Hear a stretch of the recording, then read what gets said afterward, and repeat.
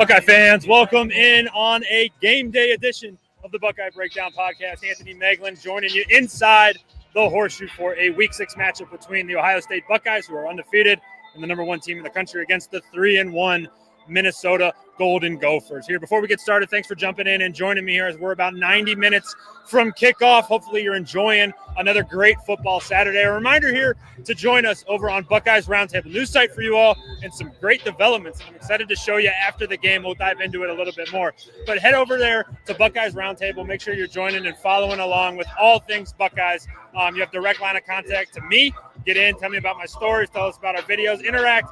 And it's all things Buckeyes as we work our way through what is hoping to be a national championship defending season. And it's certainly gotten off on that foot for these Ohio State Buckeyes. They come into today, kind of feels like head and shoulders above the rest of the country outside of maybe Oregon. And that's kind of proven out through what's going on right now here in this day of college football. Currently, as of this recording, Alabama is only up 3 on Vanderbilt. Vanderbilt's for real, and we'll see how that one shakes out. Bama's currently driving. The shocker of the day, the Penn State Nittany Lions are getting it handed to them at the hands of the UCLA Bruins. Although they have fought back, they're driving right now to try to cut that thing down to 1 score and hopefully squeak a win out there. And in the morning slate, there's a bunch of just good football games. The other big one is Texas having a big struggle against Florida. So the theme of the day, we're about the midway point or just before the midway point of the season, and it gets hard now. You're getting into conference play. It's getting a little bit tougher. There's much more tape out there on you. So it's really critical for Ohio State to come out here. Not that they would ever do it, not that they've ever done it, but not overlook this Minnesota Golden Gophers team, because Minnesota comes into today with a little bit of confidence, coming off of a tough, hard-fought victory over the Rutgers Scarlet Knights, a 31-28 win against Rutgers, but a game that was kind of back and forth, and that's coming off of a loss against the Cal Bears, where Cal kind of took it to him a little bit and got after him and beat him pretty soundly. But 2 weeks before that, they opened the season with a hard-fought win over a Buffalo team that's coming from the MAC that they probably felt they should have handled maybe a little bit more. But then they took care of business against their FCS opponent, the Northwestern State Demons. And in that game really fluctuated Minnesota's stats, because Minnesota comes into today with a top 10 defense in the country. Yes, Minnesota's defense is ranked number 9th in the country, and it's due in large part to the game against Northwestern State, where they let up 43 total yards. I keep coming back to that. I've been coming back to that all week long, because I don't care who you're playing. That's hard to do. That's just an impressive day from a defensive perspective, and Minnesota got it done that day. But today, Minnesota's hands are going to be full because this Ohio State team is playing pretty good football. And today, I really feel like I was talking with Brendan Gulick here on my way down to the stadium today. And we were kind of talking about this game and what it should mean for Ohio State and how it should look, because in the 2 big games, you look at the Texas game and you look at the Washington game for Ohio State. Yes, they got the wins in both of them, and the defense looked great in both of them, but the offense kind of left you wanting more. And I think back to last week against Washington, and before Jeremiah Smith's touchdown that was on that 3rd down play, he had 2 targets at halftime. And you wonder, hey, what is Ohio State doing with their quarterback? Why are they kind of holding Julian back? Is it because they don't want him to make mistakes, or how are they operating this? But regardless, I don't care what you're doing and what the game plan is. Jeremiah Smith can't have 2 targets or 3 targets at halftime. And I really want today to look like Buckeyes football on the offensive side of the ball. It's very rare when you look at Ohio State's defense where you graduate 8 guys who all went to the NFL, and you come back and you potentially look a little bit better than that group was last year. That's what's happening on the defensive side of the football for Ohio State. Now, the offense, like I said, is leaving a little bit to be desired. And I really think today's an inflection point in Ohio State's season, because they should win this football game. They opened an hour ago. They were 23.5-point favorites. They should win this football game and win it handily. But they need to look like Ohio State should look on offense. I'm really hoping they take the training wheels off of Julian Sayin and really let him show that, hey, we can win games because of you, number 10. All to this point, they've just kind of protected him and let him manage games and really let their defense pull away and then allow the offense to come along with it. But there's going to be a game this season, whether it's against Penn State, whether against Michigan, whether you get into the playoffs and you're facing maybe Florida State, maybe Alabama, maybe Georgia, where you're going to have to win because of Julian Sayin. And today is a really good opportunity to allow him to go play football and allow him to show what he can do to not only his teammates but to this Buckeye Nation here. I'm really excited to see if they let the training wheels off a little bit and let him go push the ball down the field. Let him go make a couple mistakes and really find where that line is, where his threshold is, where he can take this team. So I'm excited to see that on the offensive side of the ball. Now, looking on the defensive side of the ball, continued dominance. Last week was so much fun, and after I watched it back again, I pretty much come on this show 3 times a week and pregame, and I say, hey, I want to see more to the defensive line. I want to see more to the defensive line. I want to see more to the defensive line. Well, we saw it last week against Washington. Caden Curry was the motor. He was the engine for the Ohio State Buckeyes. 11 tackles, 9 of those were solo tackles, 5 TFLs, 3 sacks.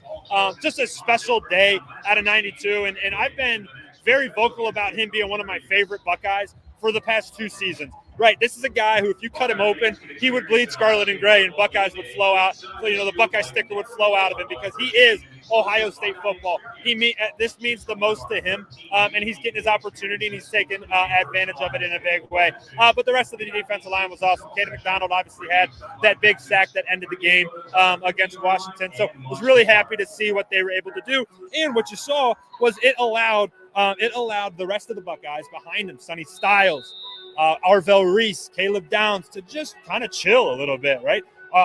Caleb said it on his podcast this week, Downs to Business. He was like, yeah, it's kind of boring right now because he stands back there, and in the past, he'd have to be the eraser. He was the guy who cleaned up mistakes because they're not even making mistakes in front of me because the defensive line's so good, and if they mess up, then they got to deal with Sonny and Arvell at the second level, who both of those cats, like Arvell's going to be a top 10 pick, a first-round pick. Both of them probably could be in the argument for that. And then after that, if both of those groups make mistakes, then Caleb goes and cleans it up. He's not getting many opportunities to do that because those guys in front of him are so damn good. And I'm excited to see how they continue to build off of last week and their special performance last week there. So really excited for that. And then flipping it back to the offensive side, I want to see this running game continue to elevate. I talked about it last week after the game. I want to see Bo Jackson come out with that first group. CJ Donaldson came out with that first team last week in Washington, and I was thinking, maybe that's Bo Jackson. Bo ended up getting the lion's share of the carries. He got the RB1 carries, but I want to see him, hey, Ohio State gets the football, whether it's off the opening kickoff or whether they after a punt, and I want to see 25 take the field and go from start to finish and be RB1 and kind of establish himself as RB1 for this Ohio State group. But it's going to be a fun one tonight.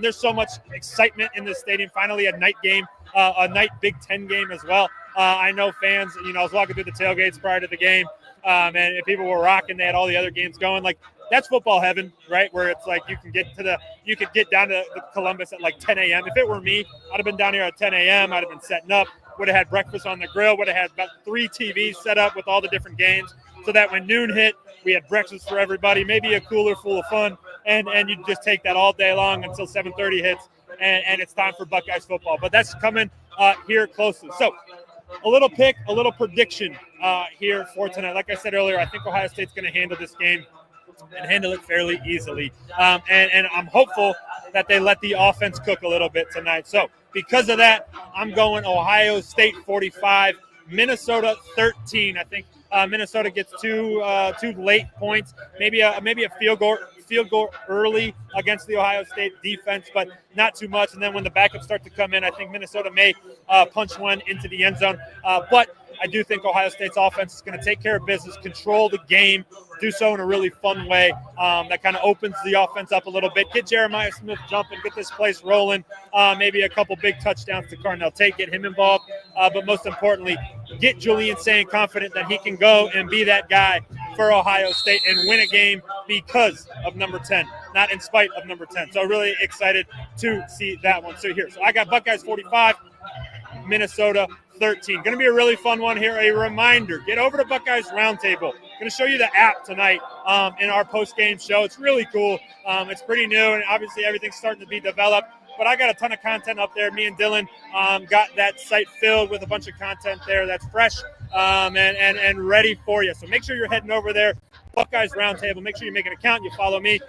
Costs you nothing. Takes you about 5 seconds to do it. So get over there. Make sure you're following along with all things Buckeyes on the Buckeye Roundtable. Okay, my content schedule for tonight. We're going to have a game going here behind me. And then we'll be in the press conference room post-game. We'll be hearing from Coach Day, Julian Sane for sure, and then a select group of different Buckeyes, the guys who perform pretty well, we'll get to talk to and ask them some questions. So make sure you're locked in. We'll have that live here on the page, and then we'll also have a bunch of those cut-ups there coming to you afterwards. And then after that, I'll be back on the field, probably like right here, talking about the game that was. We'll break it all down. I'll give my live reaction to what we watched here tonight, and then tomorrow evening, we got early Browns tomorrow, so I gotta do some work in the morning. But tomorrow evening we'll be back with a film review episode, getting into the nitty gritty of what happened on that field. So we got a ton of content coming your way, and like I said, make sure you're catching us over Buckeyes Roundtable. Make sure you're subscribed here to the YouTube channel. Appreciate the support everywhere you get it. So I'm getting out of here on that. Buckeyes taking on the Minnesota Golden Gophers here in about 81 minutes. Excited for the night. Everybody, I hope you have a great time watching the game, and we'll be back with you here on the Buckeyes Roundtable YouTube channel on the Buckeye Breakdown Podcast.